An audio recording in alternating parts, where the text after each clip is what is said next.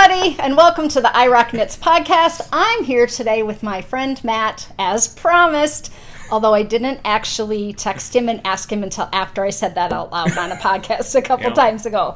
And I texted him quick and said, would you mind bringing all your men's sweaters? So we have stacks of sweaters on the dining room table right now. This is Multicraftyguy on Instagram and Ravelry. Yes. So people can follow you there. And he often posts pictures of his completed sweaters. And you have project pages? For most of them. Okay. Not for So, all right. of them. No, but yeah. But yeah, I've they gotten could, much better. So. Yeah. So he will also be able to see if you have questions. I'll forward him questions if we forget to answer something. But we've printed out all the patterns today. And 13 of them, I think. 13 men's sweaters we're going to do today. So a couple of them that I didn't include because they don't fit anymore. Oh, yeah, but we have skinny mini. Yeah. And Yeah. we can fake that. Yeah. So my first sweater is not in the batch. Oh, So, yeah, 'cause it well, was nobody's all first sweater full. should be in Yeah. the batch, right? We all know that your first sweater is like a learning. It's just like a, you know. And so is the 13th. Oh, yeah, well, true that. Yep. Okay. So, yeah, this can be a little bit different of a podcast if you have been watching all along. I'm not going to do any of my regular stuff. We're just going to talk about men's sweaters today, and that's what I will title the podcast for everyone. And we're going to go through the good parts and bad parts of all of the sweaters that, the things that Matt might have changed or what he liked about them. And we'll try to give you as much information as we can as we go through this. So, all right. We have a panting dog on the floor. We threw him the bee so he would be quiet, and it's hot. He's a little overheated, so if you can hear that, because my microphone is in between us, so I'm hoping that he'll just calm down here in the next couple seconds, and you guys won't hear it. Now. Yeah. Yep. Oh, there he goes. Because he was really. You guys were thinking, what is going on at Corey's house? So the first sweater that we're going to do today is Cobblestone. I'm going to hold up the little picture for you so you can all see the title and the designer. Yep. Matt knows most of these by heart. He could go through, but this one's by Jared Flood. It is a worsted weight sweater, 18 stitches to 4 inches on an 8. And it has been knit 3,281 times in the projects, which we all know means more people have knit it than that because not everybody puts their project pages up. So it's a super popular pattern, and it's written from size 39.5 inch chest to 55 3/4 inch chest. Have women knit this and worn it? I haven't seen. I didn't look at those. I didn't though. look at the projects, but this is a pretty. It's a unisex. Definitely a unisex pattern. So the little terms on it are that it's bottom up, circular yoke, crew neck, in the round, Kitchener, long sleeve. It is tagged as male and unisex, rolled seamless. There are short rows, and it's textured, and it's a written pattern. Yep. And it's for sale for $9. All of Jared Flood's patterns are all a little higher priced, but I think that's, personally, as a designer, I think that's a nice sweater price. Yes. And it's definitely a class in itself. Every one of his patterns are written out so well that almost too much word in it. They tend to be 9 to 14 pages long, but there's a lot of information in that. I agree, because one of these I've knit for Ross, and Yep. I haven't knit any others, but I did find it wordy. Yeah, I did. It's very wordy. I was like, there's a lot of information, almost in paragraph form, right? Yep. If I remember right. Okay. Yeah. So yeah. And the majority of the sweaters that I have knit are within the Brooklyn Tweed family. So. Oh yeah. And none of them are knit with Brooklyn Tweed yarn because I tend to rip that apart. So. Oh, and Matt's a lefty. Yes. So I might put that video at the end. Wouldn't that be perfect for the gal who wanted to see left-handed knitting? Yeah, and I have it on my phone. I will put that video. We did one of him knitting and one of him purling, and I'll have him look at them on my phone. But I can stick those at the end because that woman who knits left-handed couldn't figure out the purl, and that would help her. Yeah, charts are much better than written for me because I can read a chart left to right, but I can't read that text right to left. So it just doesn't make any sense to me sometimes. Now, because he has so many words, does he also chart things for you? A lot of his patterns have charts in them. Oh, okay. So I think every other sweater that I've knit from his collection has some form of chart in it. Okay. So, that I'm thinking of. So, yep, this is... I don't know if this is going to show up on camera, but the color in this is wonderful. Yes. Like, it is maroon, but it's purple. It's got purple and blue. Yeah. It's Cascade 220 heathered. Heathers, yeah. That it washed up beautifully, not like what I've seen in other Cascade yarns. It's something that I wear with just a t-shirt underneath it. But, yeah, because it's really soft. But that heather really gives it a lot of depth. Yes. And so does the dog hair. Which I don't think you always find in... Well, we've all got that. Yep. But I don't think you always find that in commercially dyed yarn. That depth. That's really nice in this. This one was just a random purchase online, and it came out beautifully. So this one's knit bottom up. So I was doing fine all the way up to here. And then when we got from stockinette to the garter, I knit the entire top all the way, put it on, and it draped down this line. The break between the stockinette and the garter was almost at my belly button. I remember this now. So I remember you coming to knitting and being like, the garter grew. Something's wrong here. This grew dramatically. So I did the bottom portion in the needle that was called for an 8. And then I ended up going down a size for the needle for the upper, and that was all that it took to make the difference on it. Because now it doesn't feel like, as you've worn it, it hasn't re-stretched out. The garter hasn't stretched more than... No. Yeah. No, it's one of my favorites just to throw on and wear out. It doesn't require anything to be done with it. Yeah. It just fits really nice, and I like the color because I'm a t-shirt and jeans guy, so this works really well with a nice pair of jeans. And this is just a rolled neck. You just did some stockinette at the top? Yeah.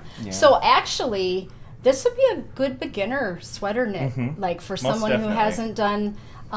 if you love miles of stockinette in the round, and like a lot of people do, I occasionally need to do something else, but this would break it up. But it would be maybe a pretty good beginner sweater pattern for someone. There's not a whole lot in it as far as techniques. It's just a lot of knitting, and then you join it you knit the sleeves first, and then the body. And then when you get up to, it's right at this garter ridge here, is when you're going to join the sleeves to the body. And then it's just more knitting in the round. So. And then these are yoked decreases, so you're doing them like in certain intervals all the way around. Yeah. They don't show. No, you can see it in a couple of spots, like right here is one. But, but I know where they are. Yeah, they're not quite evident. visible, but with that garter. Yeah, it blends in really well, considering the fact that my decreases are made differently, like everything else. Yes. So you won't tell us how to do that, but it's got a seam across the back where the garter is, because you're knitting back and forth then. So you're not knitting back and forth, but you're changing your stitches, so it creates this little seam. So there's no guessing as to what the front and the back is. I think it'll be okay. They usually see better than what we see because of the lights. Yeah. Oh, and then the underarm has this unique. Oh yeah. Because that's completely. So it's just a panel of garter all the way down. This is the regular gauge with just the size 8. There wasn't a huge impact here because it had all the stockinette to really hold its structure. But then once you lost that structure. For me, it's kind of surprising that this little piece right here doesn't hang down further on the sides, It makes me happy that it doesn't. No, absolutely. That's, what is that, maybe 20 stitches wide or so, 20 or something 25. like that? Yeah. So it's just got a decorative... It's a nice little accent to the whole piece. Excellent. Okay, so that's Cobblestone by Jared Flood, the first sweater of the stack. Yep. Okay. So this one has a little story to go with it. Yes, so I finished this right before Vogue Knit Minneapolis 3.5, maybe 4 years ago.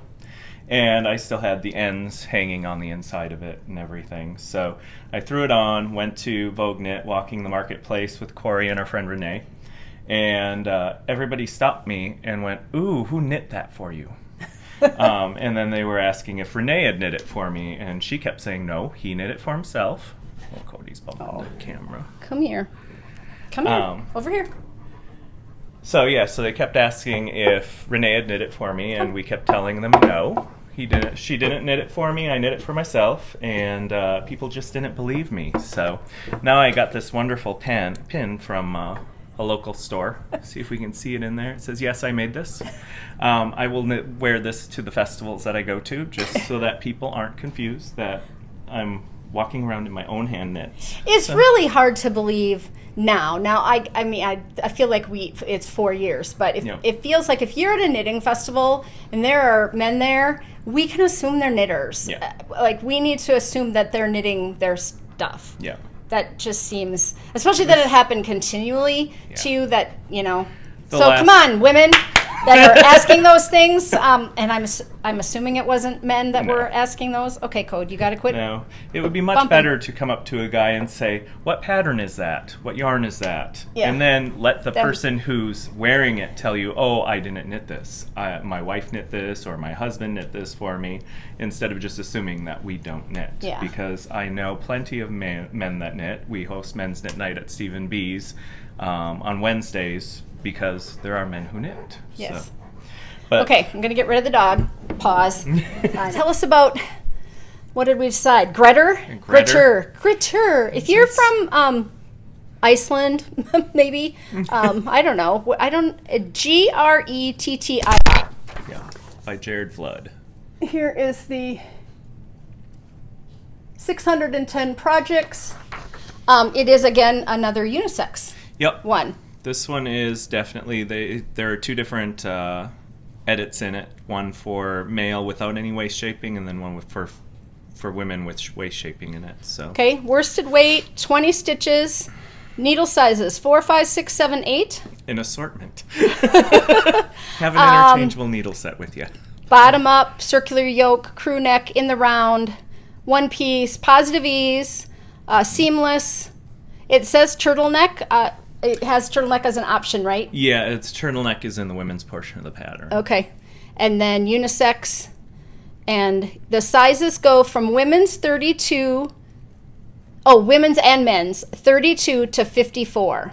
So that's not a huge size range for what we're talking about these days, with women really wanting it to go to a 60. And I assume some men, too, probably wanting a bigger size than a 54-inch circumference. But yeah, and they've been updating a lot of these.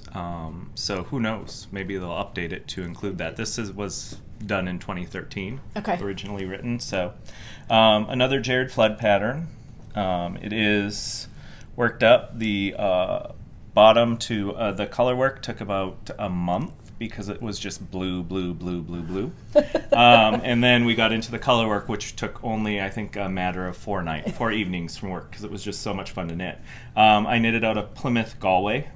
Really beautiful yarn to work with. Gosh, I used to knit with that all the time. I don't even know where you can get that anymore. Where did you get it? I got it at Unwind here in town. Wow, because Skeins used to carry Galway, and that was one of the shops that I frequented way back when I lived here before. And Galway is a good workhorse. It is. Yarn. I mean, this sweater has been worn many times. There's very little pilling going on the underarms. I'm getting a little pilling that my gleaner will go after. And there's a little heather in there. There's some gray in that blue. Yeah. Some steely gray in there. So there's a nice depth with that too. Yeah, so it's Galway, Galway. Yeah. And it is a beautiful yarn, and it's like $9 a skein. So you can't beat the price, the value, or even just the sheer fact of how well it's worn for the last 4 years. That's really good to know. And the high contrast is wonderful. I don't think they're all done with the white, but boy, that just makes that whole it took me a while to figure out what color this was going to be, but it turned out really nice. It fits. What other choices were you thinking? There was an orange that I had. Of course, Matt and I are both fans of a little orange. Yeah, I had this color, and then I can't remember what the other color was. I just bought skeins of yarn and brought it home. Yeah. Brought it to Knit Group and had them help me decide what colors they should be. So do you do a little bit of ribbing, and then there's a rolled neck after? Yes. Yep. Done 2 pattern on this. I didn't make any alterations, but But yeah, it was a fun knit once I got to the color work. Like I said, the bottom portion was a slog to get through. And what size chest circumference do you usually knit? Well, I'm a 42-inch chest, and I usually knit a 46-inch sweater. Okay. So, because just so people know that, you know, your circumference and how much knitting you have to do changes. Will change significantly over that. So Matt's knitting a bigger size and length. You probably knit longer than most. An inch or two longer than most of them. I like to have a longer sleeve too. So that I can roll it up, or just to keep my hands warm too. They can flop over and cover it, because we do live in Minnesota. Yeah. Do you usually then end up buying an extra skein if you're like looking at this wood, or not so much? No, I usually buy an extra skein for every sweater, just in case. Yeah. Especially with dye lots, even though they're the same, you never know. Okay, and then where do they make? Is it center back where they have you alternate, or do they have you alternate? It's on one of the shoulders, so it's Matt, it's hard to see. I don't. That's perfection. I can't. I'm guessing can't it's remember. here because look, there's a darker gray line right here. Boy, it's really hard to see. But just for I'm doing a yoke sweater right now, and I'm going to move the center back over to the shoulder because I just would prefer it, you know, to be off to this. It's not staring at right. When Yeah. you're Well, behind. you know, if you don't have long hair that's covering that back, then it's nice to not break up this pretty by just moving the beginning of round marker when you start this. And I was really happy because this yarn, the dye held really well because I wet block everything. So, and there was absolutely no bleeding. So, and I really worried that's about the the blue. beauty of some commercial yarn, that they just don't bleed. They're just not like, you know, some of the other excess dye, you know, some of those old dye houses know how to do it well, Cascade and Galway and Brown Sheep, those kind of. Yeah, they definitely hold their own. Yes, because some of the decreases were really well hidden throughout. Oh yeah, you can't even.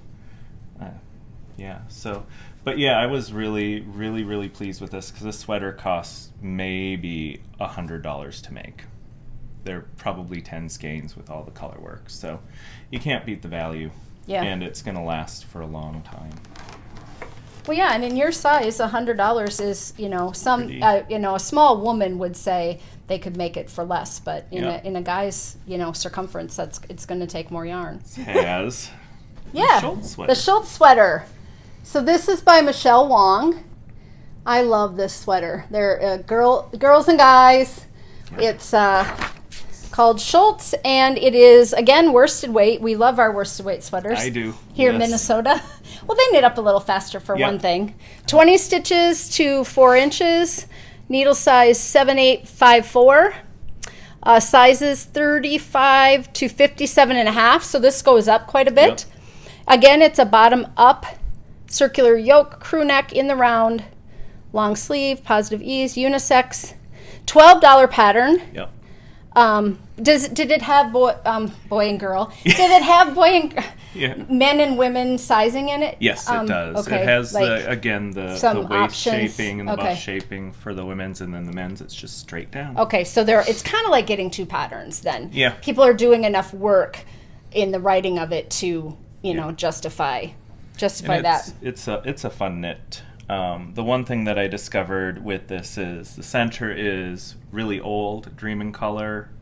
Everlasting? No, it's their smooshy or whatever their worsted weight is. Yep. This is old and this is new. The brown is also old. So they went from being worsted weight to being DK weight in the worsted, what they label as worsted. So it was a light worsted. Oh, so it's one of those it was gauge a challenge issues. Yep. Yeah. So I ended up knitting the bottom and the top in a 7 and the center in an 8. I do believe is how I ended up doing it, because there was a huge gauge difference. It doesn't look like you had a gauge issue, so you did a nice job of however you did it. This came out in 2017. And I think on a woman, especially if you have a waist, this is so slimming. This center dark color in the pictures, I was scrolling through because this is one that I love a good chevron. And this is one of the ones I want to make. And I just think that I'm surprised more people haven't made it. And I wonder if it's that kitschy thing that, well, it's Charlie Brown kind most of. Definitely. I like that, though. I loved this sweater when I first saw it. I was like, I got to get that one on the needles. And I bought this at Skeins. This green when she was going out of business, unfortunately. So I had 4 skeins of the green, so I didn't have enough to do a sweater. But I had enough to put it together with something else.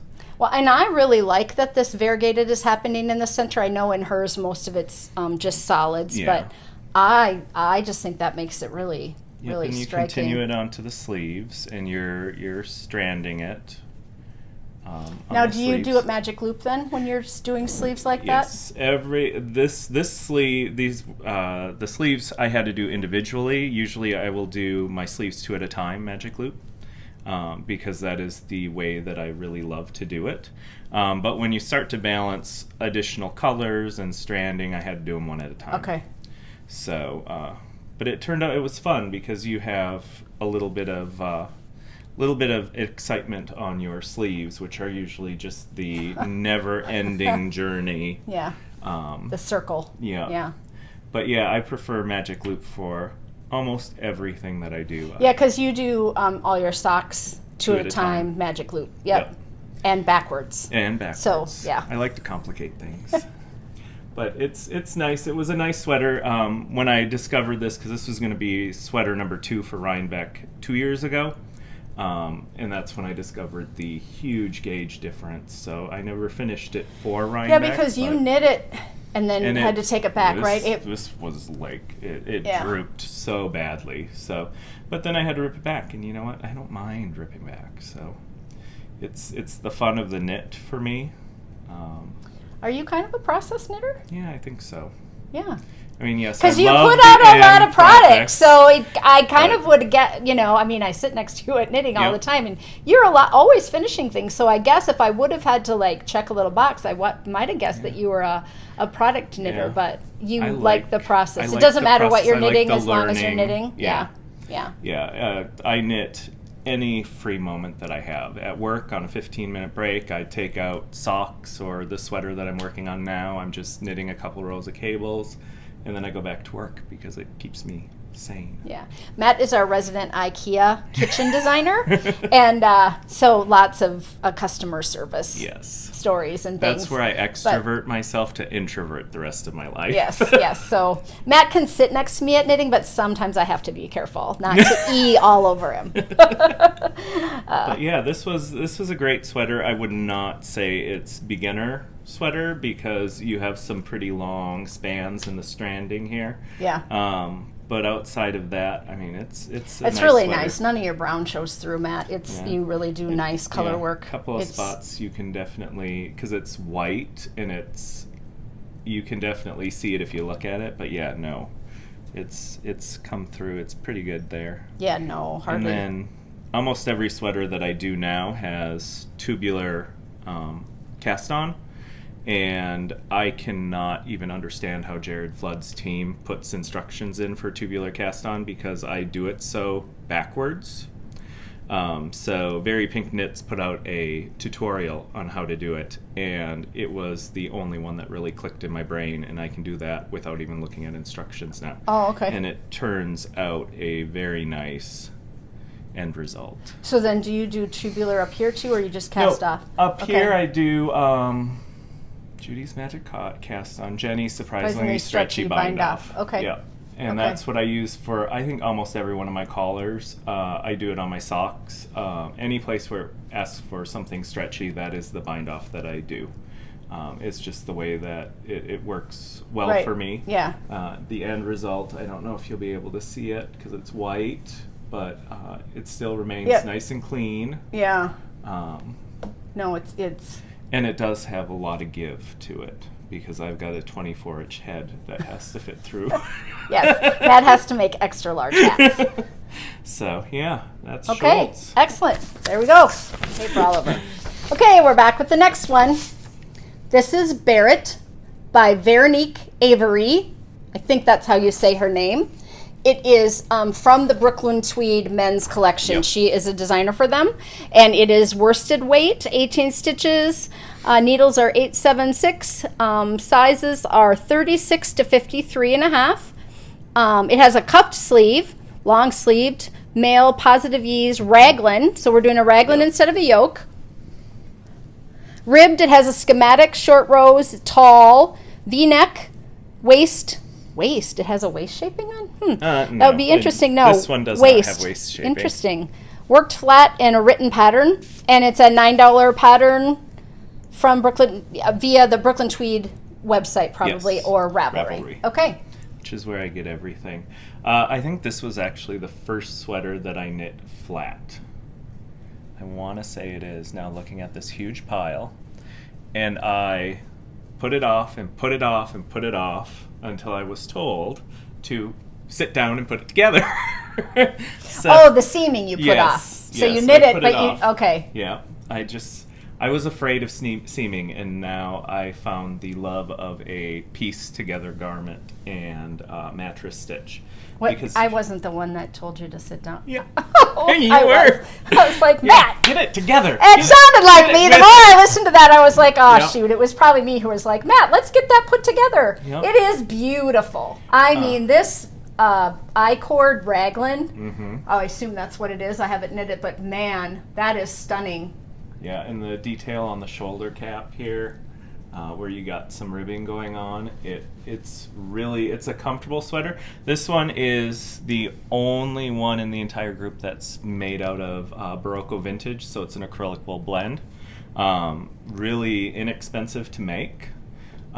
It is warmer than my average wool sweater just because of that acrylic content, and it keeps your heat in. So if you're a really cold person, all the time, acrylic, or you hate winters, or you keep your heat in your house really low and you want a cardigan to put on over your pajamas or a sweater at night when you're sitting around or whatever, something with acrylic in it would help because it just doesn't breathe quite as well. Yeah, it doesn't breathe quite as well. It does, I mean, it's not like wearing a plastic blanket or anything, but it does have... It's a nice yarn. Yes. Yeah, I've used it for a number of... And this one's heathered even, so... I think every time you put one on, I mean, I have bright lights, and but every time you put one on, the colorways are very have a lot of depth and really are stunning. Yeah, and this one was knit to pattern. I am lucky enough to get gauge, I think, almost every time with the needle that's called for. So when it comes to like even Cascade, I don't even swatch anymore. I just know that that's what I'm going to get. But this one was fun because the shoulders are ribbed, so it was modeled after a military coat, I do believe, originally.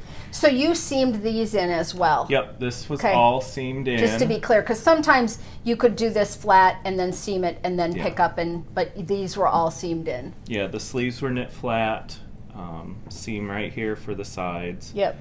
And then after you get done with all the seaming comes the collar. And the collar's just a garter collar with a little detail across the front here to make it... The neckline is really stunning in garter. Like, I haven't seen a garter that... I mean, this making this V, if you've never done a V-neck and on anything, is... There's a little... It's kind of like a sock heel. Yes. You're like, wow, look at this. It comes together. If it's really well written, they come together so nice. Yeah. But this is stunning in the garter. Like, it really is dog hair. Pretty. Yep. And then on the back, it's just flat all the way across. So it's really simple. This one I will definitely... Maybe we should just show the sleeve from the side. Maybe that will show people a little bit better how this is. We've got this line of garter. And do you feel like that kind of hugs your shoulders? Yeah, it does. It gives you a lot more flexibility too when you're moving. It doesn't feel like you have so if a guy is like, I don't like to be constrained by a sweater, this might be... was really nice. Yeah.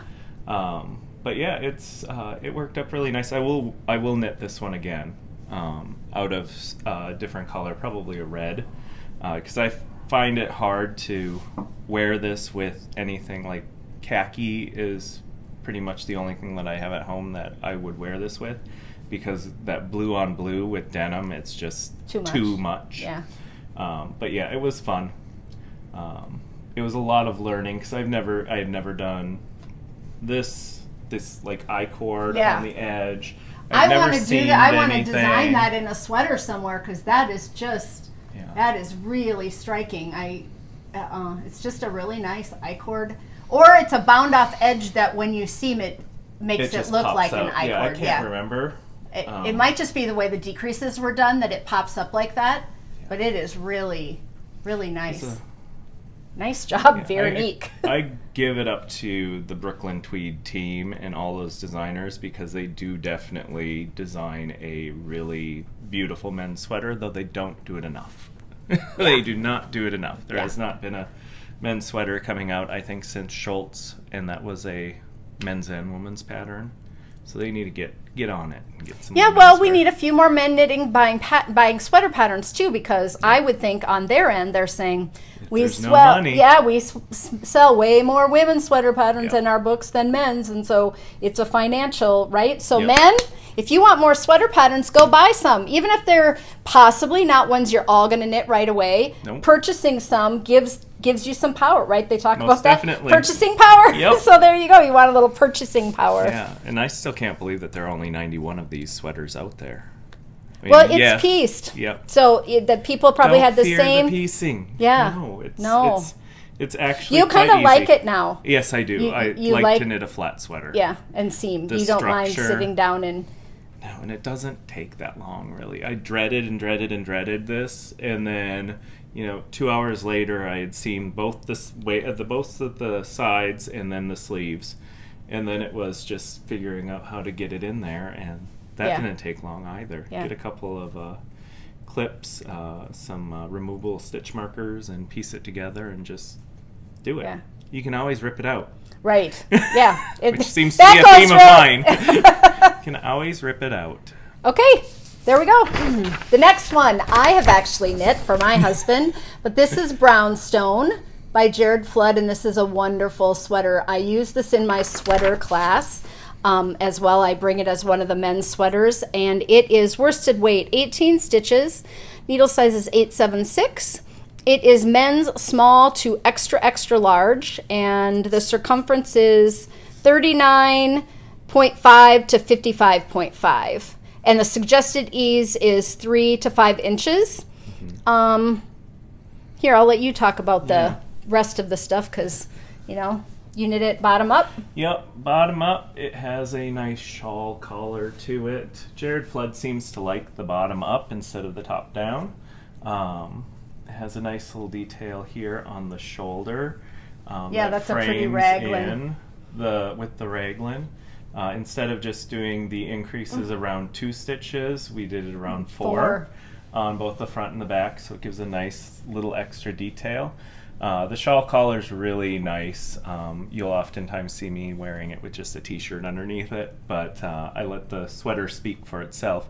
When I did it, and I showed Corey, she talked about how on Ross's she had stitched the bottom portion together. So I went through and did that, and it actually gives you a little bit more control over this collar. Yeah, because sometimes it can just open a little too far. Yeah. I noticed on this one that they started the way down almost before you broke for the arms. Yeah. And Ross is quite a bit shorter. So I think I knit a little bit further up before I broke for his because he's got a pretty short torso anyway. Yeah. And then I did put a button on and I just sewed it shut. It was a permanent button, not an actual buttonhole. I have a loose leather bound button that would look really good on this.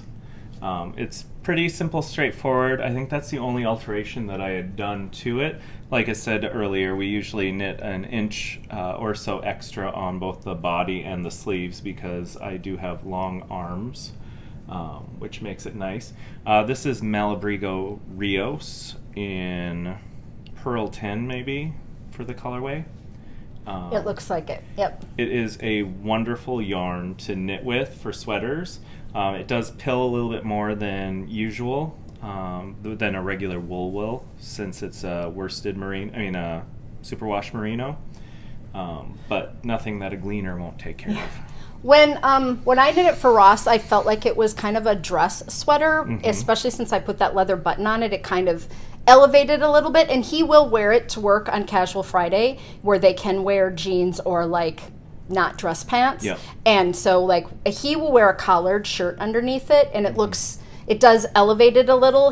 I have seen him put on just a long sleeve t-shirt underneath it, like I think is more how you wear it. But on Fridays, he will just wear like, a men's dress shirt, but not a dressy shirt. And he'll put that under. The one that I knit for him is brown. And he wore it to work. And I was surprised because, he's a very conservative dresser, but very business, right? Yep. All the time. So I was surprised that he put it on to actually wear it to work. But I do think it would work for some men who worked in a business environment. Definitely. I was thinking. It is a very dressy. Out of all the sweaters, it's probably the dressiest sweater that I have. But working at IKEA, I get a uniform, so buying clothes is not my forte anymore. So I prefer just a clean t-shirt. I do need to get like a white button up just to wear underneath some of these sweaters because I think that would make it pop. Yes, just a little bit I more. would say that's what it did for him. Although when I teach this in my class, I mostly have women come to my sweater classes because I'm going to show 60 sweaters. But I have had 2 men sit through my entire class. And, you can talk about sweater knitting as a whole, but at the end of the class when I show the 2 men's sweaters that I bring, I have had several women say, that is my style, right? Yep. If you're a sporty woman and you like a good Henley, I've had several, and Ross is a smaller guy, so they've tried on his sweater and they'd be like, I am totally making this. So although it doesn't necessarily read unisex on the pattern, and we were just talking about that, how you get a lot of patterns that come up on Ravelry as being women's patterns that they tick the men box, but they're not anything you would wear. Yeah, that it does irritate me a bit when I'm trying to search through for a sweater on Ravelry and I have 300 women's sweaters in pinks and stuff and not a single guy wearing one of their pattern sweaters. And then I get into the men's sweaters. Yeah. So it would be really nice that if you're going to tag it as a men's sweater, that you have one knit for a man. Right. So that we can actually see, because there's one sweater in the pile that is a woman's sweater that I knit for myself, and then I'm currently knitting on a Icelandic sweater that is a woman's sweater that I have done some modifications to make it for me. So I'm not opposed to knitting a woman's sweater for myself if I like the details. But if you're not going to put the effort in to put a man in your sweater, then please just mark it as for women. Then. Yeah, so that the search engine works a little better. It works like it's supposed to work. So. But on this one, I didn't look. There are 1,049 projects, so this is a very popular pattern, and I didn't look to see how many women have knitted. But I know that when I show it in class, women have knitted, and I have had women say, and this is a great one to do striped. Like I saw one at one time, it was striped all the way up to the Henley, and so it gave it kind of a sporty, and then that solid, solid that you use for the middle, the little stripes. So it was a take on it. So this detail is just really nice with the 4 stitches sweater. In between. And who would have known that 4 stitches would just make that difference? Exactly. And even here you can see that my decreases are done slightly different, and they have a little bit more. They texture? Stick out a little bit more. They have more texture to it. But it is a nice. It's a nice little addition. Yes, to it looks nice. It's almost as if you did something special to make that. Yeah, happen. I've definitely discovered that my left and right decrease now. It's just knit through the front, and then the other side I just knit through the back, and I'm done. So there's no slipping of stitches and twisting them around. It's just this, I don't know, left-handed. Yeah. There are some perks to knitting left-handed. Okay, here's our next one. This is Redford by Julie Hoover. Do you think it was actually named for Robert Redford, kind of a thing? Quite possibly. It's a fingering weight, that's the first one that we've had like this. It's 23 stitches to 4 inches. The sizes are 38 to 58 and 3/4. So I think that's one of the bigger ends of the sizing. It's a $9 pattern. Julie Hoover also works for Brooklyn Tweed. So this is a Brooklyn Tweed men pattern that came out of their company again. And it's worked bottom up. Yep. And pieces. Flat. So we're going to go through. So this one was knit out of Jeanette Sun Valley Fibers' new non-superwash fingering weight yarn that I had picked up at one of the retreats that we went to for her January thaw. And then I knit the sweater up for the next January thaw that we went to. But it's Henley. It has a nice little V shape up here with a little reverse stockinette in that section. It was supposed to be knit and seamed with exposed seams on the side, and I just did not like that look. But it's knit in 6 different pieces. You have a front and a back. You have 2 sides, which are reverse stockinette, and this one's showing a little wear because I do wear it quite a bit. And then you knit the sleeves. So you had 6 pieces. So you have to seam on both sides of this? Yep. Got it. Yeah, and it's not something, I mean, it should be easy enough just to knit in the round if you want to. Because you're just going to switch to purls. So I know that our friend Stacy was going to do this for her husband and knit it just in one piece. Yeah. Because she didn't want to seam it for him. Okay, so you've got this is our first set-in sleeve construction too. Yep. It went together really easily, so it was a fun knit. This is when we discovered that I had problems with my shoulder and my muscle structure in my shoulder. So I got to knitting the sleeves and I couldn't knit anymore because there was just too much pain. Thankfully, I found somebody to work that pain out of my shoulder. But yeah, because you suffered with that for quite a while. Yeah. Before you finally found the 3 years. Yeah, probably 3 years. You used to have to prop your arm, and you think that it happened on the sweater, but you felt like it started to happen. It started. Do you think it had anything to do with it being fingering weight, like the smaller needle? No. I don't think it had anything to do with it being a fingering weight sweater. I think it was just a bunch of built up pressure in my shoulder, and then there was a lot of stress going on at work too, so that didn't help anything. But now we've discovered that it's muscular, and we're working on it because evidently I have an overdeveloped set of muscles that I don't use for anything else other than knitting, and that stresses them out. Because even the ribbing on the sleeve cuff was supposed to be done with a nice little ridge. I had the ridge down at the bottom. There's a little purl ridge through here, but I didn't really like it down here, but I wasn't going to go all the way back down and fix it. So I just left it there, but I cleaned it up here and cleaned up the inner seams. And again, this is a sweater that I would definitely redo, just because of the sheer fact that it's fingering weight and you can wear it almost any season here in Minnesota. Is this one of your only fingering weights that you've done? This is my only fingering weight sweater that I've done. But you're glad you did it, and you wear it. I know you. I've seen you wear it, but you would do it again because it really was a nice weight of. Yes, it's a very nice weight, and I've got some Leading Men fiber arts at home. I have some Colorful Eclectic that I could knit this out of. And I have Miss Babs Katahdin, which I don't think it'll have enough for me to make the whole sweater. But I'm thinking about doing this panel in a contrasting color. Oh, sure. For it, because that takes up a lot of yarn right there. So if I do the body and the sleeves in the same color and then do the reverse stockinette here and maybe even up here in a different color, then I'll be able to make it through. Yeah, and I'm thinking, if you're a female that likes a fitted sweater, if you did waist shaping in this, and this was a different color, it would be super slimming, right? Because if you came in on this front and did that that would really be, it'd be like one of those dresses that has the side panels in a opposite color that are really slimming for someone. Suck it in this, and you wouldn't even know that you did any kind of shaping. Yeah. So that could be really, because this would be a beautiful, easy to knit sweater for a female. You know, very easily done in a, you know. Most definitely. The next one is the Whiskey Creek Pullover. There you go. By Amy Christoffers.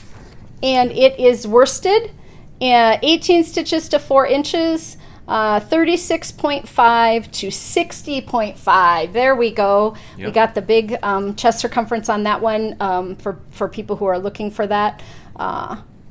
Positive ease, bottom up, written pattern, set in sleeve, seamed. This is another seamed one. Yes, but or maybe I you didn't do believe, seam it. No, you don't seam it on the body. You do seam the, I think they're just talking about the arms.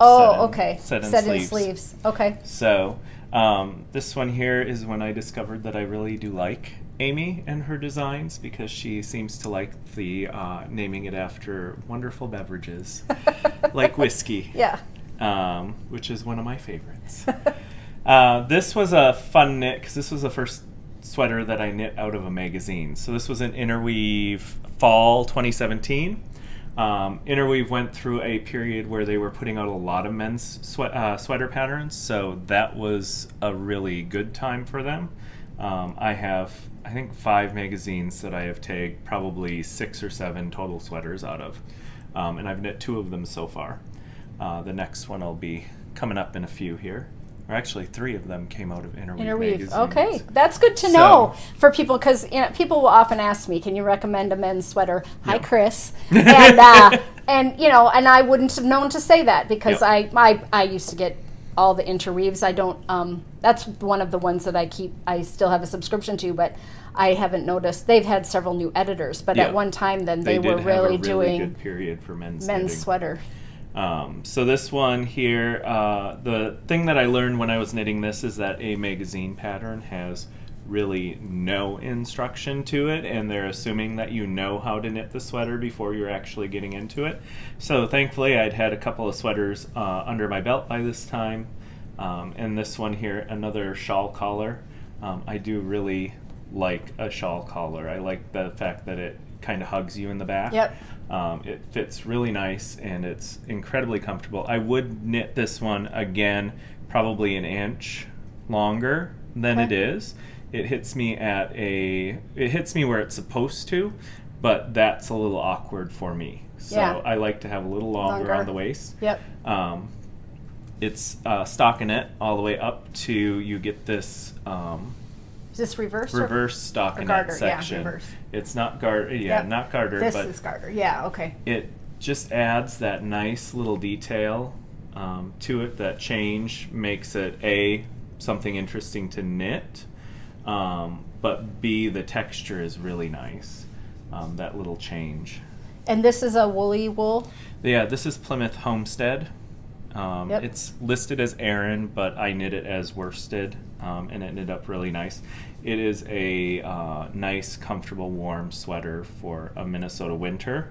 It keeps me warm, but not too hot. Okay. Which I found really amazing, because it is a woolly wool. But I've really started to like Plymouth. Well, the woolly wools breathe, and so you can wear a wool just like you wear your wool socks. You can wear a wool sweater and get that. Yeah, and it has a nice little sleeve detail here, where you have a nice little ridge all the way down, front and back.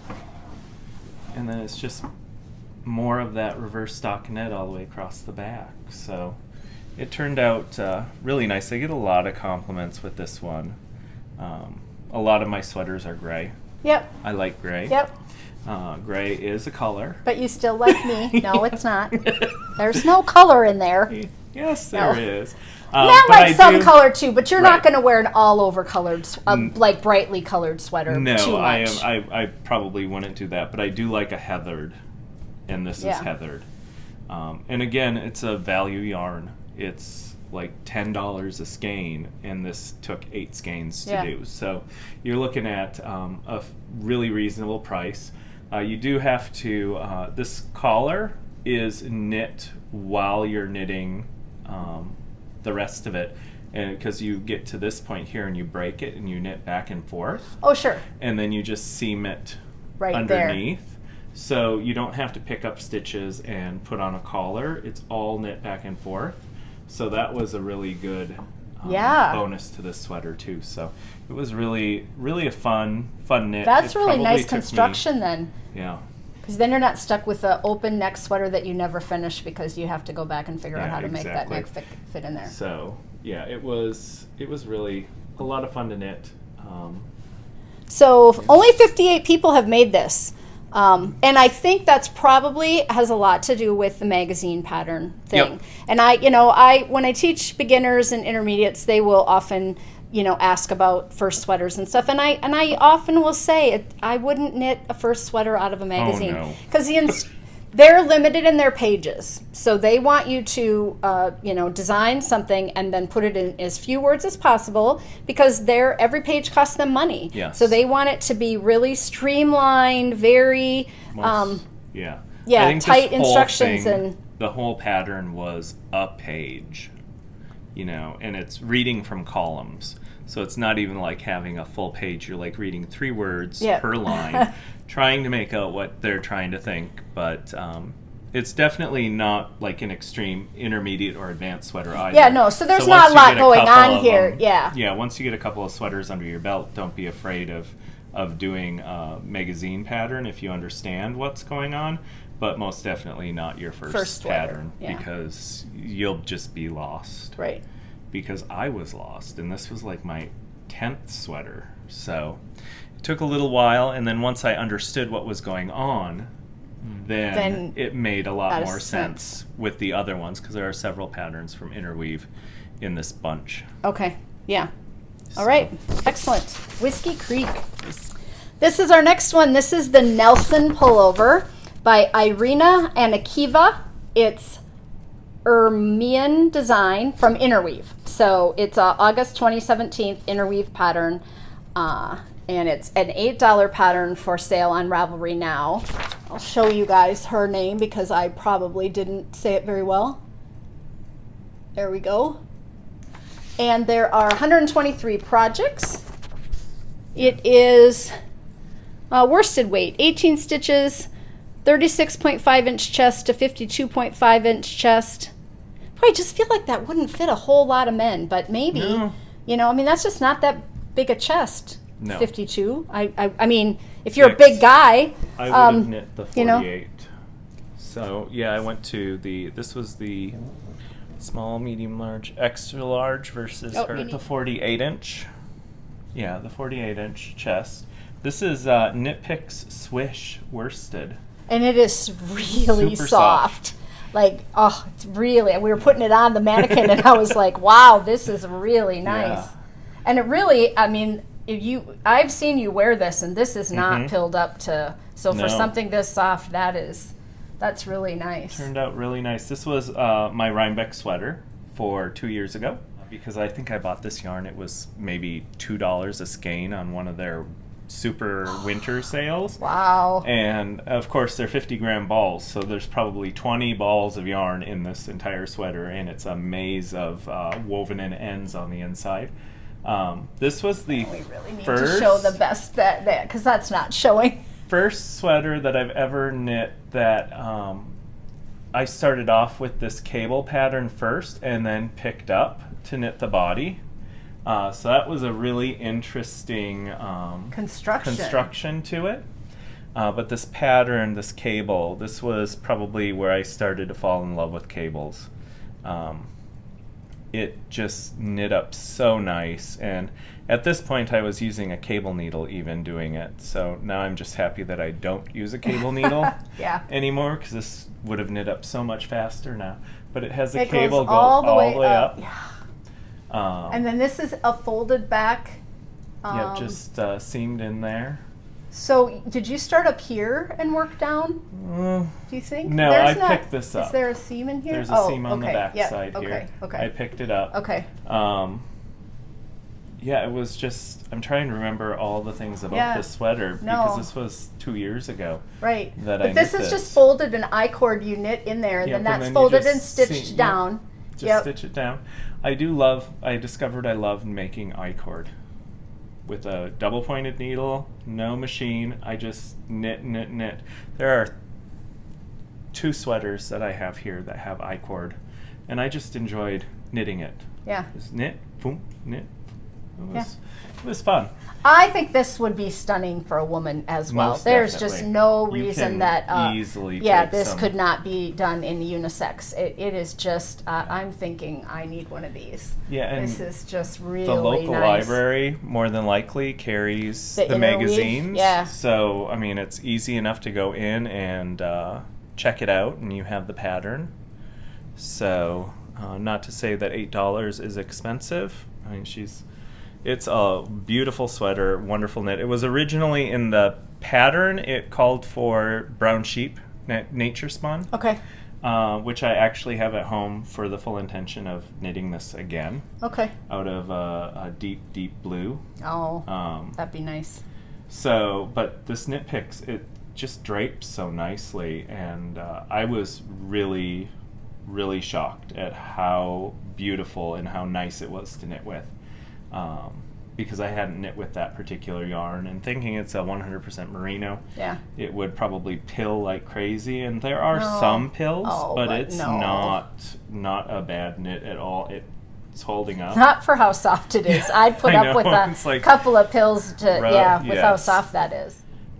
My men's knit group, we have one person in there. His name's Mark, who's a sweater knitter, just like I am. He knit 7 sweaters in 3 months over Christmas. So the 2 of us, we knit a lot of sweaters, and we bounce patterns back and forth as far as recommendations and just inspiration. And well, if this wasn't light gray, I might ask to borrow it.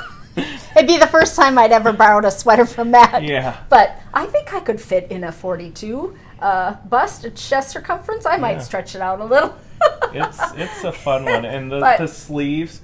This one here, I do believe, is the sweater that I had short row sleeves, building it up, and I cannot do a German short. I mean, has it German short rows where you pull it and everything? I can't do that, so I just did regular wrap and turns throughout it, and it did a little sleeve detail on here that's probably not fully intentional, but I enjoyed it. Yeah, no, you. But it was They're super even. Weird sleeve construction for me at first, because I can't do a German short row. I don't know what it is with my left-handedness. Yeah, well, and you're reversing everything, so. But it worked out really nice. The sleeve, the shoulder, because it was all knit one piece. So. Nice. That takes a lot correctly. of. I don't think. Did it say set-in sleeves? Yeah, seamless. Saddle, shoulder, and sleeve. Yeah, and it was seamless. all in the round. You did have to do a little, naturally, a little Kitchener in the armpit, but yeah, it was a very fun sweater to knit. I think this one only took me 3 weeks to do. Yeah, this one's going in fun. my queue, I think, because I really think this is fun, especially for Minnesota, where I like to have something around my neck. So especially one that droops like this. This yarn just everything just hangs. It's so nice. So nice affordable and really very nice affordable. Looking. Yeah. Yeah. Okay. This is the Fireside Pullover by Jane Richmond, and it is 382 projects have been knit. It's considered a bulky weight, but it is knit at 17 stitches to 4 inches. So we're not getting into that 12 stitch range for a bulky, right? It's a little tighter than that. Aran weight. Yeah, the pattern is $6.95. It goes from size 28 all the way to 48, and it is considered a women's pattern. Yes. Yes, but definitely she could click the unisex box if she were just going to have it knit up in a men's. Yeah. a men's sweater. I want to say, I think Caleb, close to Amish, knit this the first time, and that's where I saw it. I'm not 100% sure, but I'm pretty sure that's where we got it from. This is from her book, Within, and the book is definitely worth buying. You can buy a digital copy for probably the price of 3 of the patterns. Okay. But it's a really beautiful book. It is a woman's pattern, but the only thing that I did differently for this is I took the waist shaping out of it and just knit it flat. It's knit out of Cascade Eco in one of their heathery blues. I couldn't tell you exactly what the color is, but there is blues and grays coming out of this, so it has some depth to it. Very heathered. It was a really fun knit. It's a raglan, and it is all knit in one piece. Even the collar, because you start at the collar and then you just pick up stitches along the side of it, and it has this really nice ribbed detail. It was way too open without a button on it. So conveniently with Stephen B, I'm there twice a month at least for men's knit night. They had these little buttons. These are by Jewel. Yeah, the Jewel closures, so, Jul. And they worked out really well on it. Did you switch the right over left, left over right on this? I did, because I didn't pay any attention when I was knitting it, and that's because of the way that I start knitting. Right, so. I know, but this would be the way a men's shirt would. A woman's shirt would have the right on the top, and a men's shirt would have the left. See how yours has the left here? No. And I think I've learned something new. I knew that there was a difference. Well, you've never worn a woman's clothes, but yeah. So a shirt, a woman's shirt will button opposite of a man's will button opposite. So on this one, it looks like the right is over the top, and she's pulled it way over. Probably because she's very small chested, and it probably was gaping open a little bit. But yeah. So that makes it look, I think, I mean, some people who would know that little thing would say, oh, I would want to switch it because I wouldn't want to have the right over the top. But yeah, I really, really enjoyed knitting this upper portion here because that rib just opened up while I was knitting it. And it's made out of Cascade Eco, which is a naturally warm sweater. But with the ribbing up at the top, it gives you almost like ventilation. Oh, okay. So it doesn't stay I can as see warm. it when I can see you can that really give it a tug and it will open up. And it's all the way over on the sleeve detail too. So kind of similar to the way that the Barrett pullover is. It's ribbed all the way across the shoulder also. And the shawl collar does come down quite a bit. I wear this outside when I'm walking the dog because it is nice and warm, and I can't wear it if I'm going to be inside for any period of time. Yeah, well, you run warm. Yes, I do. Typically. So the fact that you can wear most of these knitted sweaters that are worsted weight in the woolly wools is a tribute to the fact that they do breathe. They do breathe quite well. Yeah. Yeah, and this is really an interesting rib and raglan. These are decreases that are done? They are increases. Interesting. Yeah. I thought that's what you said, but wow, they're super well. The way that the pattern is written, it's really nice. Yeah. Yeah. Yeah, it's a fun pattern. I wish she would design some men's sweaters because if anything, for other patterns are written like this, she's got some really beautiful things out there. There's a cardigan open front. In the book that I tried knitting for myself, but unfortunately the sleeve decreases were too much. Yeah. And even with me trying to make them wider, it still didn't work. So I have a fully completed cardigan at home that I cannot wear. That will go to somebody who it will fit. Maybe your nephew will grow into it. And then from there, but yeah, I was really... Well, I do think that Jane Richmond is the one that had the accident, bicycle accident, more than a year ago, and was in recovered for a long time, so there wasn't any designing going on, and it kind of, things went down for a while. So, but she has recovered, and I think is back at, doing whatever. Because I remember seeing the posts about the bike accident and everything. Yeah, she was mountain biking and broke lots of it was very serious.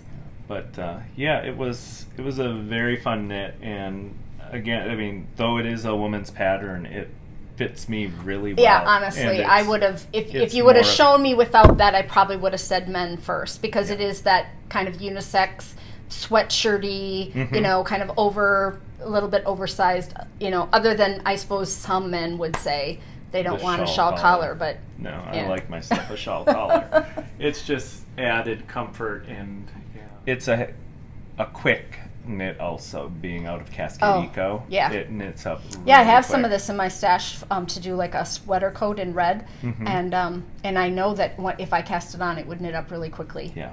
Because it is that bigger weight of yarn, but Yeah. but very breathable in this Yeah, because iteration. the pattern, what did she use in it? Oh, she did use Eco Wool as a suggestion. Oh, too. yep.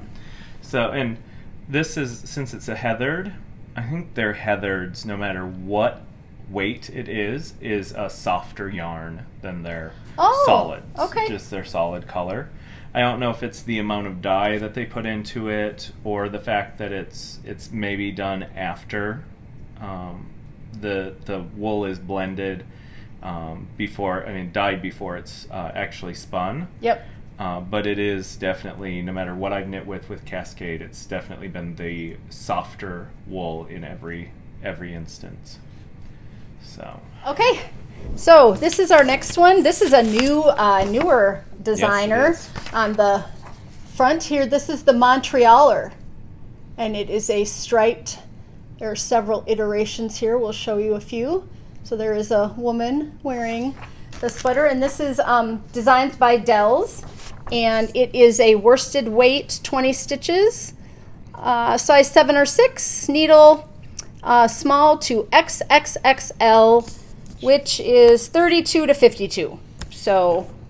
And I know that they're in the process, both him and his partner, who is Max the Knitter, in making their size ranges bigger. Okay. And more inclusive, because this particular sweater has a children's version out now, and they've gone up to a 60-something in the chest circumference. Okay. So. Yep.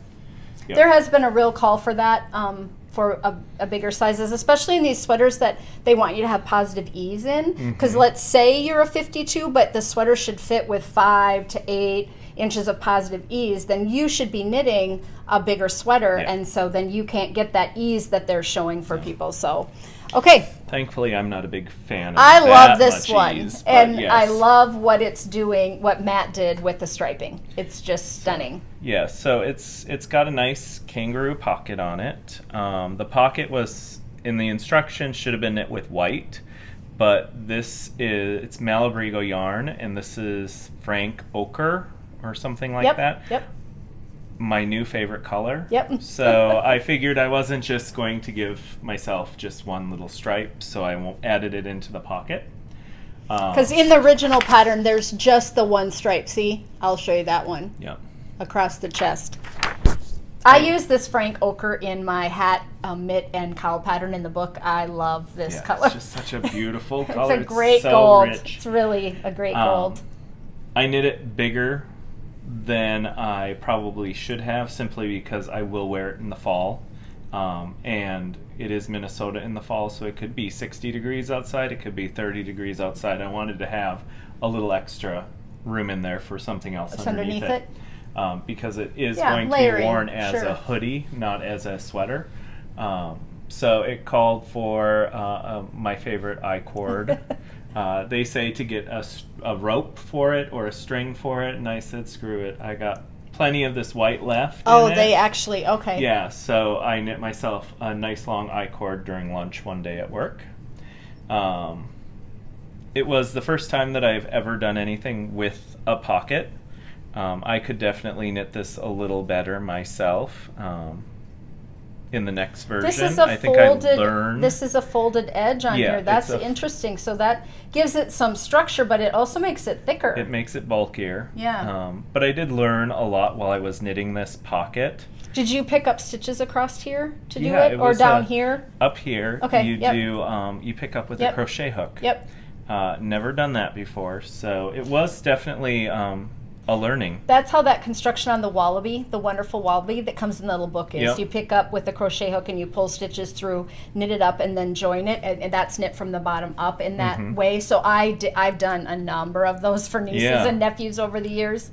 I really enjoyed doing that. So it was a fun knit. But you could knit it without the pocket. You could definitely knit it if you're without not a the pocket person, but you just like the actual sweatshirt look of it. Yeah, the pockets have come in handy because it's nice because it's a big deep pocket. So I've put my keys in it. I think Yep. there's still an end that I haven't cut off yet in it. Well, that happens sometimes.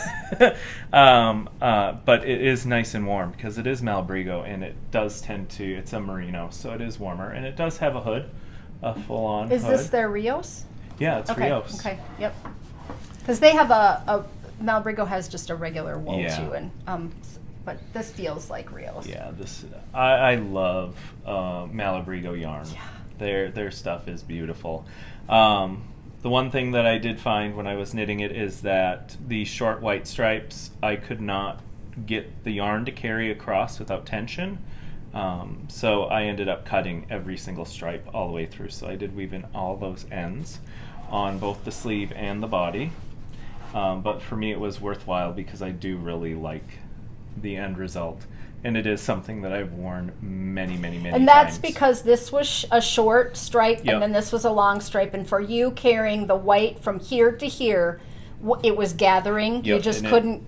It puckered every time. Okay. So, yep, it involved a little ripping out and starting Because I over. think maybe every other second row you could catch it in the seam, but the white might show through. So there'd have to be some technique going on there to maybe twist it twice, and then you can have loops in there. I mean, I understand what you're talking about in that. And then this just has that same idea. Yeah. It's just picked up all the way across the top, and then the hood is knit in two different pieces, and then it's seamed together. I just did a 3-needle bind off, if I remember correctly, at the top. To make it easier, because I think the pattern calls for it to be actually sewn, and I just figured a 3-needle bind off would do me just as good. Yeah. On the top. I think that's true of a lot of hoods. They can Kitchener or you can 3-needle bind off. Yeah. And on kids' hoods, people have asked me, and I've said, is the baby going to care that there's a seam? Yeah, no. Seam right there? If it doesn't bother you, then 3-needle bind off it. It's not going to bother them. But if you love to Kitchener a ton of stitches.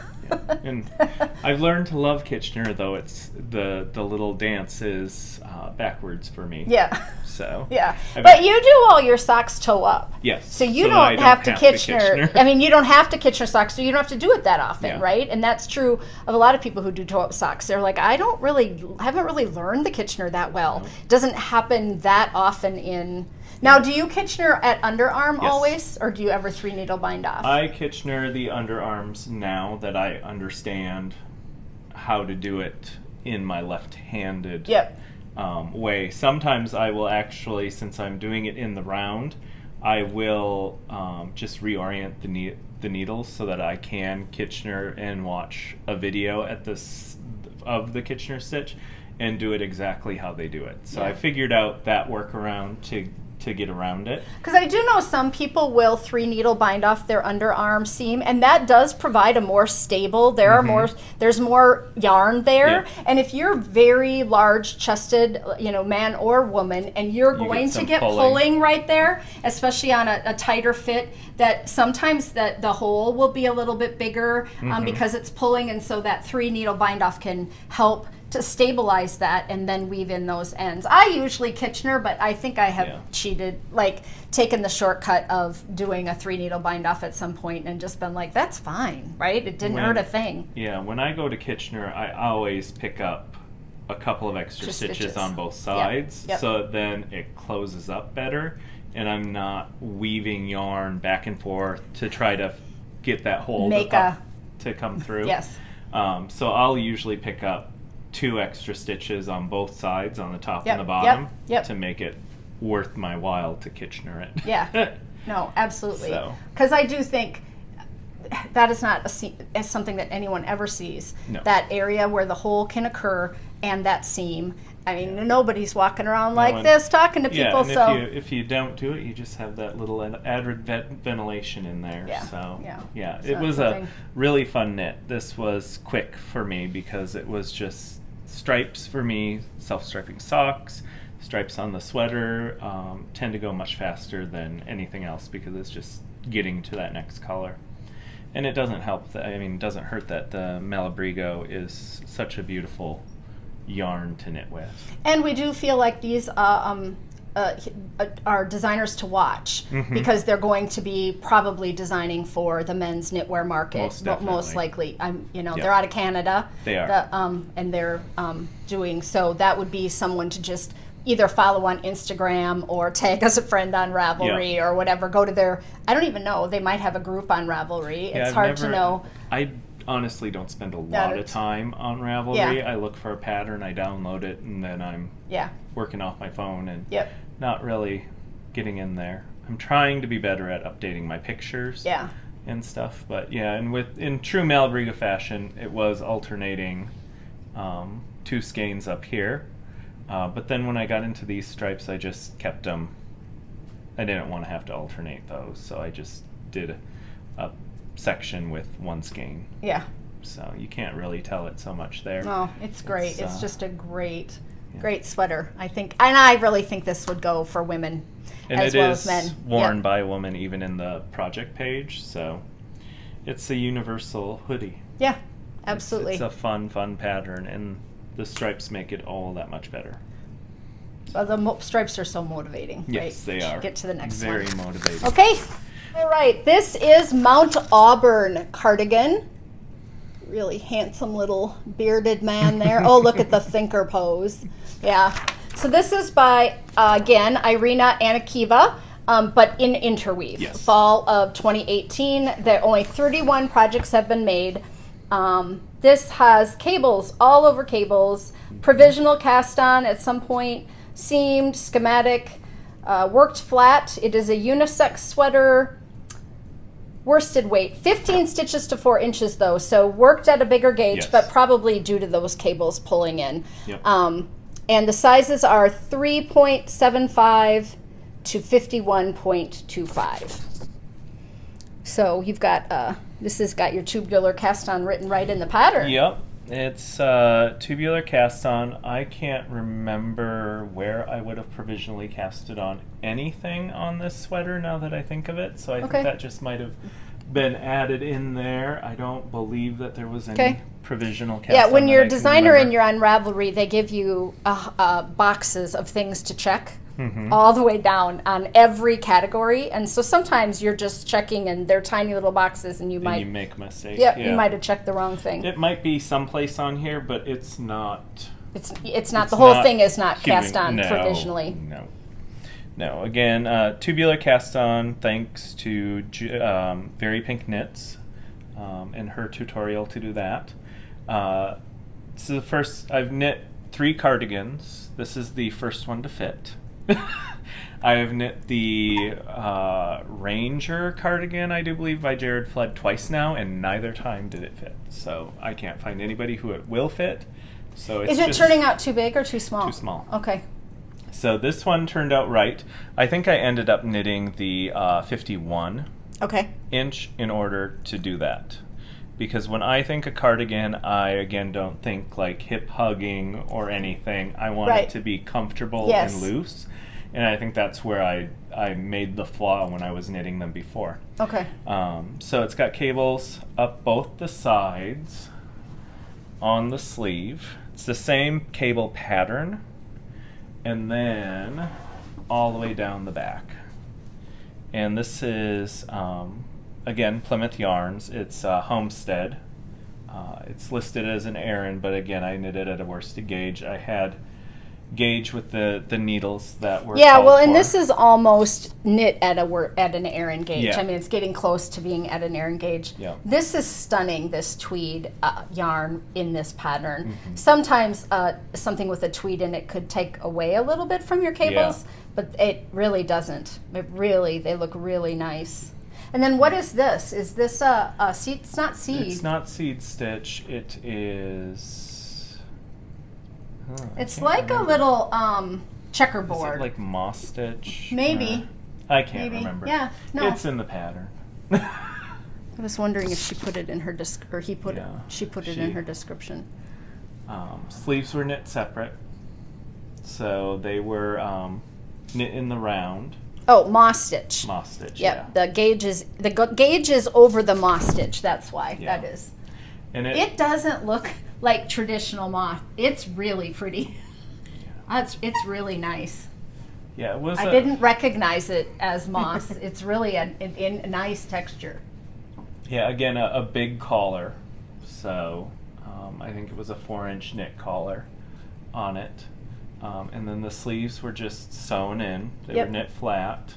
I mean, not knit flat, knit in the round and just sewn in. Okay. So it turned out I was worried at first because I didn't think that these guys were popping out as much as I wanted them to, but wore it on the shop hop and everybody really loved it. So, and that was when we hunted for buttons for it. Yep. And I found these nice little brown leather buttons at Three Kittens Needle Arts in Mendota Heights, Minnesota. So yeah, this is really, really pretty. I'm hoping that you can see the detail and the textured stitches.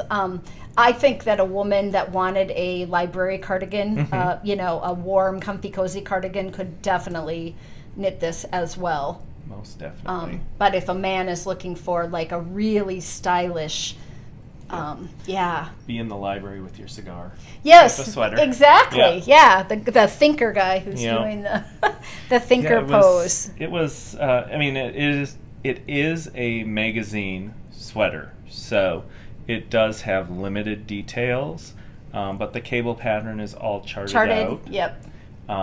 And the instructions, though limited, were actually really good to the point of what you needed. Okay. I didn't think that there was any mystery in knitting this sweater when I was reading it out of the magazine, but again, it's like a page. You must write a well-written magazine pattern because they've published her a number of times. Yes. So just as an outsider who hadn't read the pattern, I could look at that and say, wow, she's done a lot of pattern or a number of patterns for them. She must write a nice magazine pattern. Yeah, so it'll be interesting to see where Interweave goes from here now with all of their troubles that they've had and being bought out now, if they'll do some more men's knits. The edge on this is, what bind off was this? I looked at it. It was a sewn bind off, like the Kitchener stitch. Yeah, it's really stretchy and really nice. Stretchy. It's super tidy, Matt. It just looks really good. Yeah, it was a very interesting bind off, but it worked out really well. And then you pick up the collar and you knit it up. Yeah. Okay. So, and that's just ribbed. Yeah. Yeah. No, it's really nice. It turned out it was quite a bit of fun. This was the first pattern that I did without a cable needle. So this was the milestone for me when it comes to cables, because now everything that I've been knitting has cables on it. So it's a lot of fun. Once you learn to not have to rely on that cable needle, it just opens up the world. Yep, I would agree. I don't knit a lot of cables, but I know the technique, and I prefer to not use one. Yeah, made a world of difference again. Okay, we're back. We've dressed the mannequin for the 12th or 11th time. Something like that. Just keeps going. This is Vika, I think, or Vika, by Veronik, Avery, and it is a worsted weight men's or women's Brooklyn tweed pattern. We're sounding a little bit like a similar thing here. Worsted weight sizes 42 3/4 to 61 1/4. So a nice size range. It's a bottom up, and it has a modified drop sleeve. So this is an interesting construction for Matt, and it's a $12 pattern. Yes, and it is knit flat, so you knit front and back and then the sleeves. So it's a lot of repeating of this pattern here. Mm-hmm. This was my Shepherd's Harvest 2019 sweater. So I knit this specifically so that I would have something new to wear. It's made out of This is a warm bet for Shepherd's Harvest, because it's been really Shepherd's Harvest can be warm. Yes. I mean, it's in May, Mother's Day weekend usually here in Minnesota. It can be 70 degrees outside. It can be, but the barns are usually cold. I mean, cooler because they're cement floors, and we often have rain that time of year. So it can be, but this is for you because you're warm. Yeah, this is a warm knit. Yeah, but this was a fun knit. This is Cascade 220 Again, knit out of the Galaxy colorway. Or is this a solid? So it's a heathered okay. colorway. Okay. Galaxy? It does. I can see that. There's a lot of color in there. There is. I know it probably looks black to you guys. We can't see it as well because we're looking at the lights, but it's a purple, brown, red in it. There's like blue in it. Too. Yes. Do you call it a brown or purple? I call it purple. Purple, yeah. That's actually when almost you glare more at the red. when you look at those lights and then you look back, it's kind of This here I bought this yarn at Knit and Bolt, their first winter open. Okay. And she had a 20% off sale.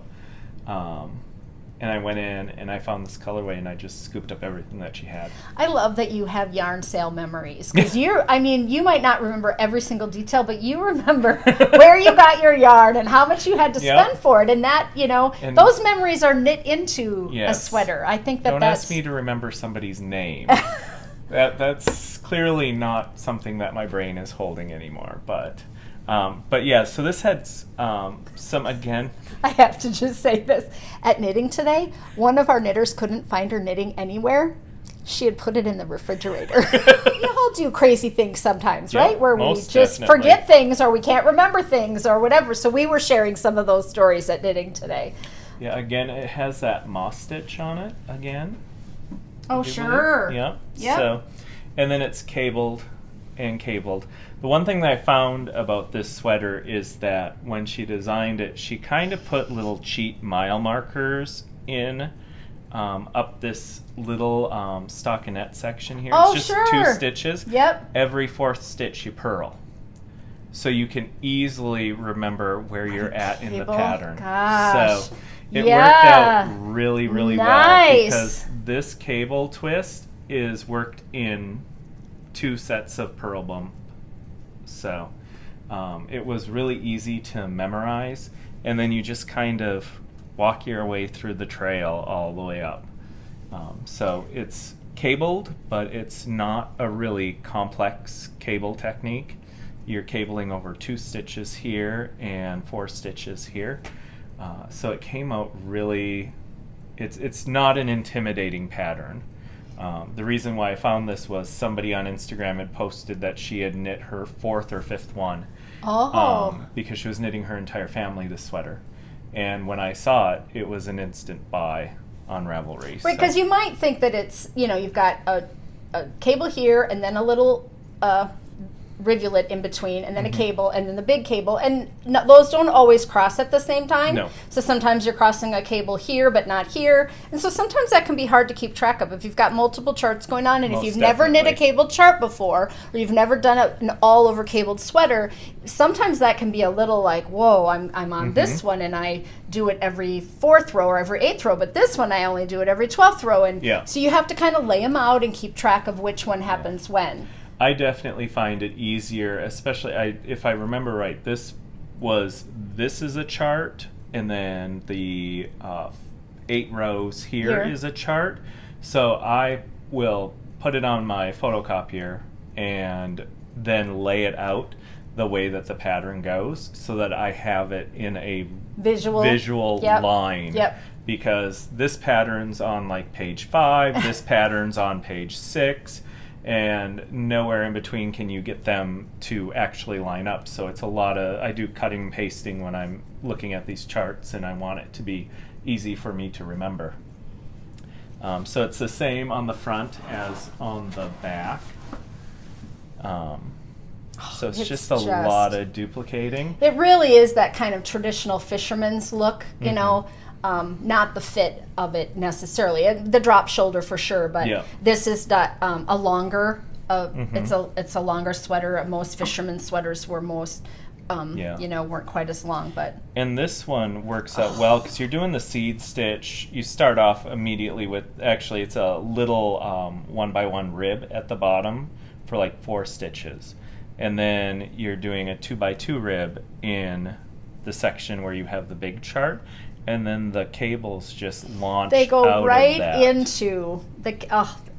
That's exquisite design work when someone has taken the time to just figure that out and have that go right into the actual It's just nice. It's a really nice It's available in a kid's pattern too.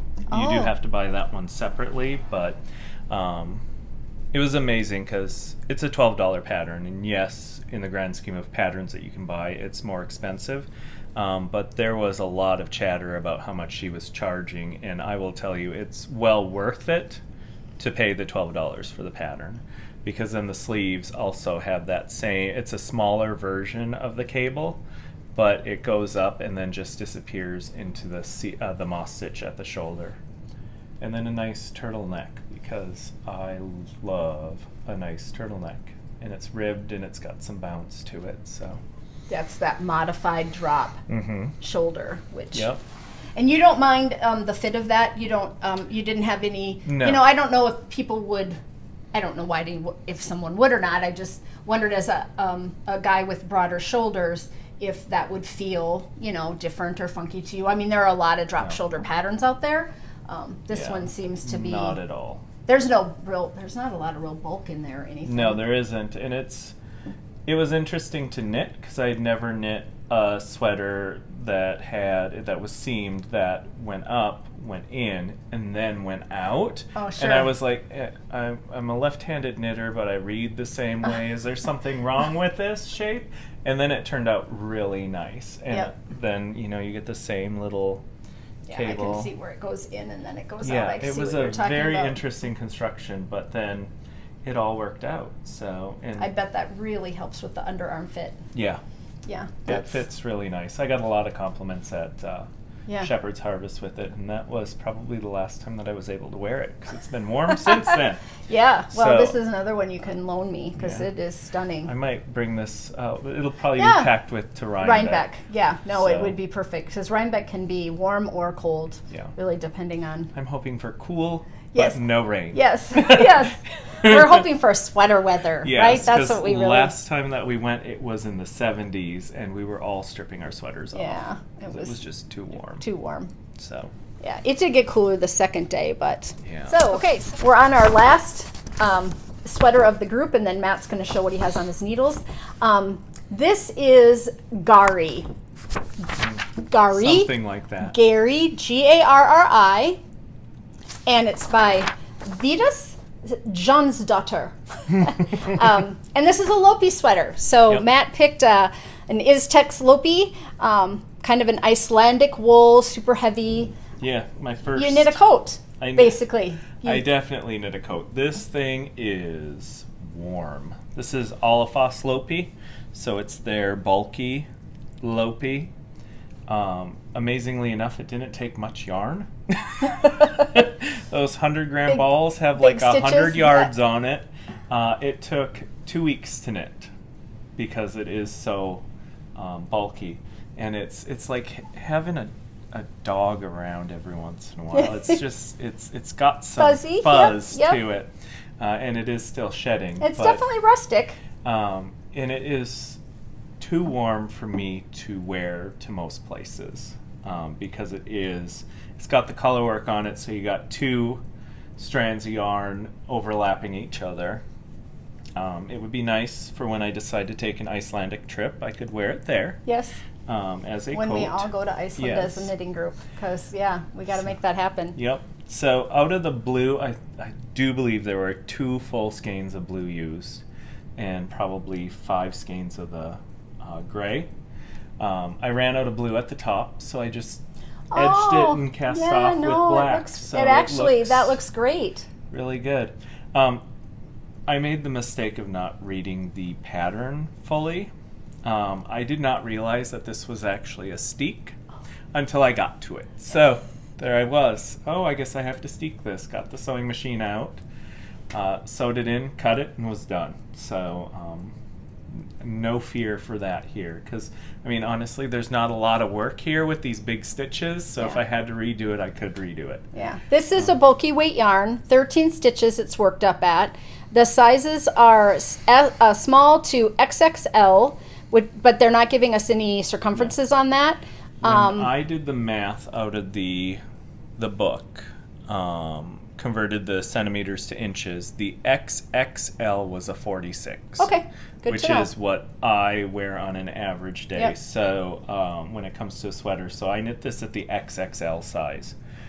It is a little big, even for me, but I'm fine with that because then I'll throw on a shirt underneath it, and I'll be able to wear it outside in January. Probably. When you walk the dog. Yeah, well, absolutely. But it was fun because I was aching for some more color work, and this has color work on the cuffs, the waist, and then naturally at the top here.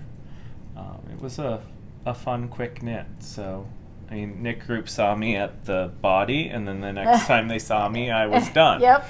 So we'll show the back too. Just it's not going to look that much different, but you can see the really high contrast here, and then the little bit lower contrast yarns here.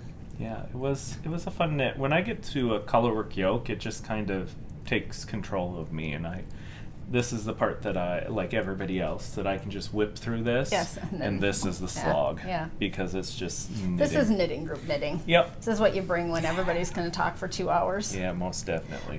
Where did you get your Lopi? I got this at Wisconsin Craft Mart. Okay. When we were down for one of Jeanette's Sun Valley Fiber January thaw retreats.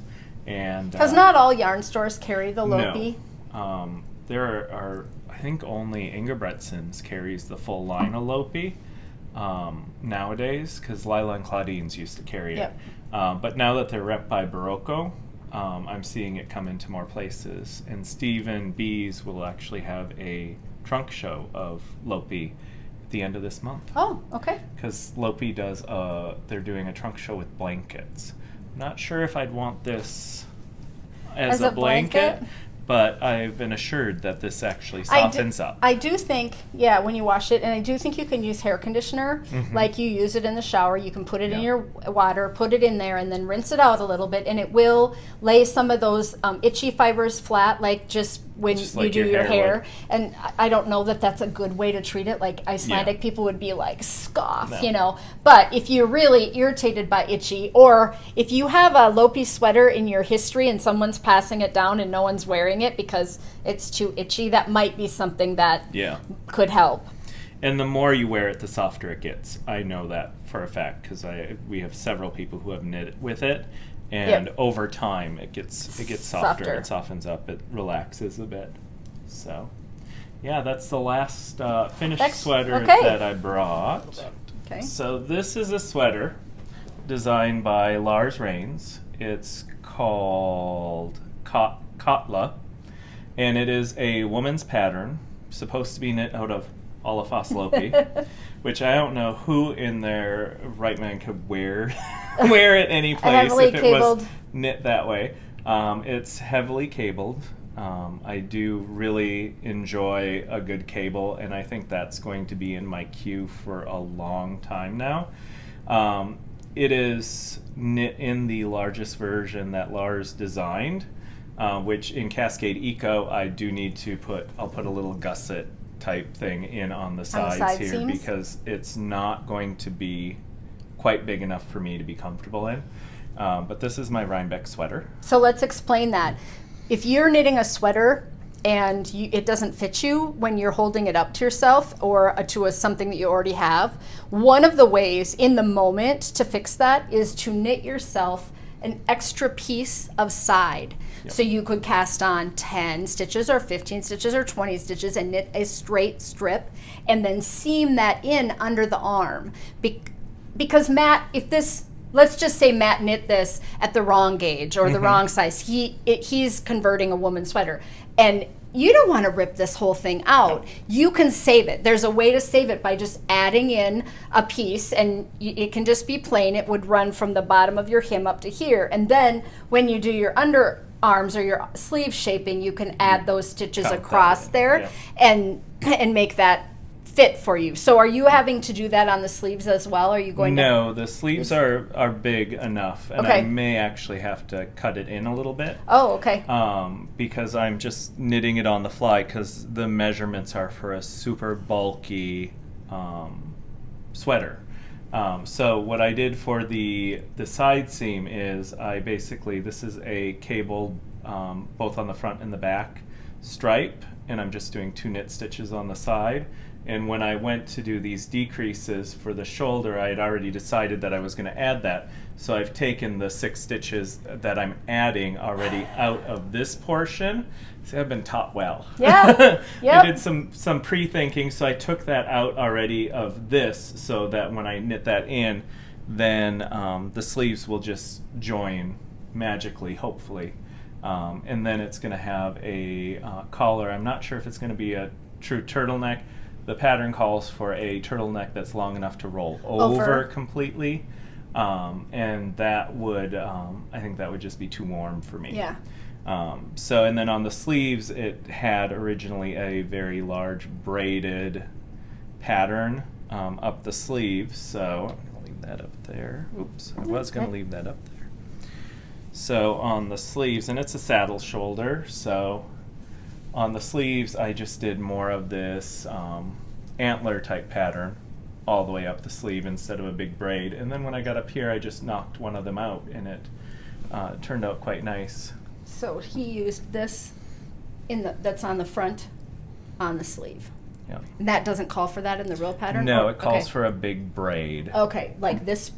No, different braid. It's a different one. Okay. So I wanted to keep it, and I think this ties it in better for me personally. Yep. Not as decorative for pattern on my phone. As in a women's design, maybe. Mm-hmm. This is an interesting little stitch pattern on the side of this too.